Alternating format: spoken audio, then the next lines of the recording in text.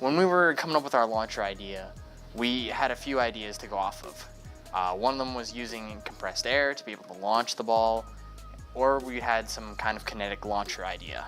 It was a very basic kinetic launcher idea, and we didn't really know what we were going to do with it. So we got to talking more about the compressed air idea because that was our more solid idea, and we realized that's really hard to do. So, and after doing some research and learning about different kinds of kinetic launchers, we decided to prototype an idea that we had that involved using rubber bands and a sliding sled to hit the ping pong ball and launch it. And after creating the prototype for that, we realized, wow, this works pretty well. We stuck with the same wheel design with 4 independent 12-volt DC motors. We were really impressed with its precision and maneuverability from last year. This year we went with a little bit smaller wheels because we were concerned about the height of the shooting mechanism meeting the height of the bridge.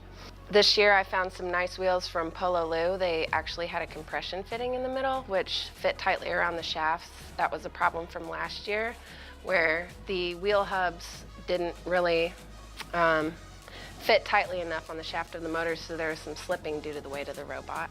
The thing that surprised me most about building the robot this year was how portable our code from last year was. I was impressed about how well designed the code was, in that we could reuse and really just upgrade a lot of the code from last year. So the Pi communicates with the servos using an I2C protocol, and then it uses I2C protocol to talk to a motor driver. And the motor driver is then able to take the I2C signal sent from the Pi and translate it into a PWM signal. So I have worked on the power delivery to the robot. This involved choosing the battery and making sure that the systems are powered properly within the robot. The battery we chose was an 11.1 volt lithium-ion battery. It provides plenty of power for everything that we need. Before we started working on the robot, I was really surprised by how many new members that we got, because last year the mechanical team was just me and one other person.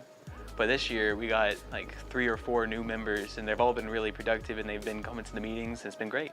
One of my favorite parts about being on the robotics team is being able to work with people in other engineering majors.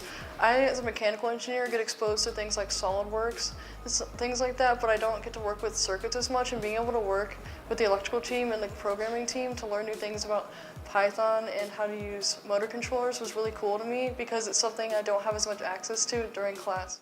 The thing that surprised me the most this season about working on the robot was probably just how well we work together as a team.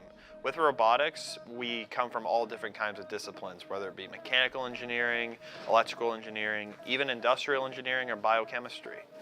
It's just amazing how a team of all these individuals can come together and create something that's really awesome and compete in a robotics competition.